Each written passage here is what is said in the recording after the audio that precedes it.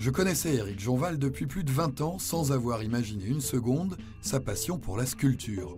Pourtant, il sort désormais de son garage pour montrer ses œuvres. On sent encore l'esprit punk des jeunes années, la maturité en plus, qui aide à maîtriser la matière brute pour la transcender.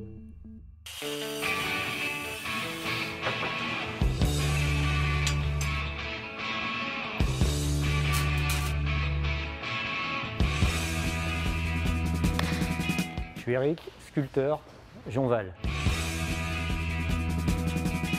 J'ai commencé avec de l'argile, mais je me suis vite rendu compte que je ne pouvais pas faire les formes dont j'avais envie. À l'argile, on reste assez dans les formes pleines, rondes. Et moi, je voulais faire des choses fines. Donc, ayant travaillé dans le bâtiment et l'industrie, j'ai vu que je pouvais détourner des matériaux bâtiments et industriels pour faire des choses fines, dures et résistantes.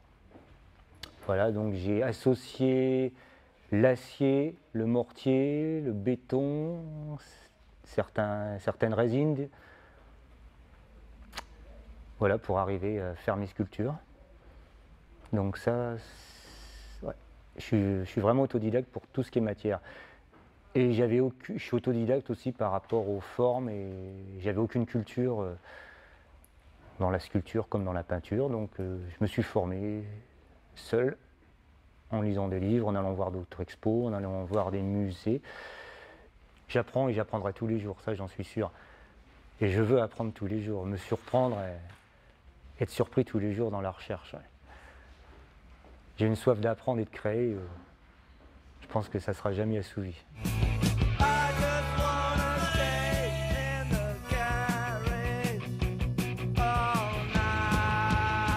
La genèse d'une sculpture, tu veux savoir. Alors, l'idée arrive dans le cerveau, pof, elle se loge là, elle chemine, crayon, généralement, ligne sur papier, mais sommaire, juste la forme.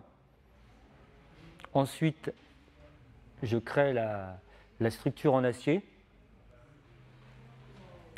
Après, je commence à agglomérer la matière.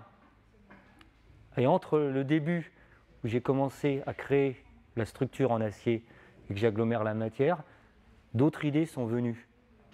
Et petit à petit, j'avance et je suis toujours en évolution. Je n'ai pas une idée figée et arrêtée dès le départ. Je laisse une grande marge de liberté pour arriver au résultat final. Ah non, c'est pas un espace de liberté, c'est ma vie, la création. C'est pas un hobby, ni c'est ma vie, j'ai ça dans les tripes et je peux pas faire autrement. Je compte pas mon temps. Je suis un forcené du boulot, je travaille énormément.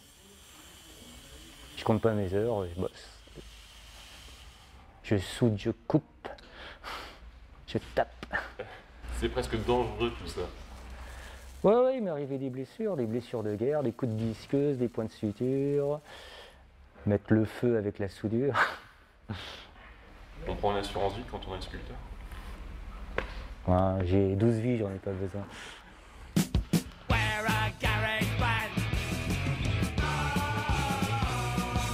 Un cri, un coup de hargne, de souffrance et de rage. Un mélange de souffrance et de rage. La déconne, la joie de vivre, le bonheur et la blague, la grâce, la pureté, la beauté, le mouvement, la vie, aussi les formes féminines. Bah, c'est ma personnalité, elle est assez complexe. C'est un peu le bordel, donc voilà, je me barre un peu dans plusieurs sens, plusieurs directions, mais c'est toujours moi. Je suis cohérent avec moi-même, même si parfois je peux surprendre par la diversité de mes créations. Mais pour moi, c'est très cohérent, quoi. Des choses très sombres et des choses très humoristiques. Je peux faire le grand écart facilement.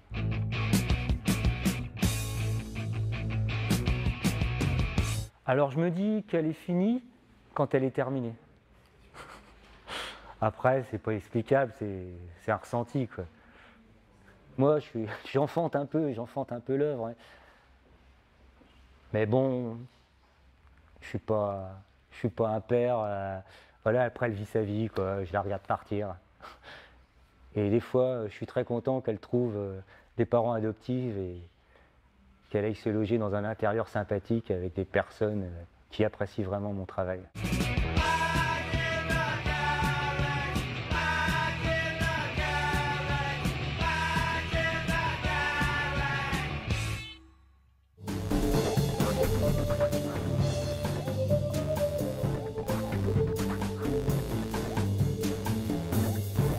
Cultures.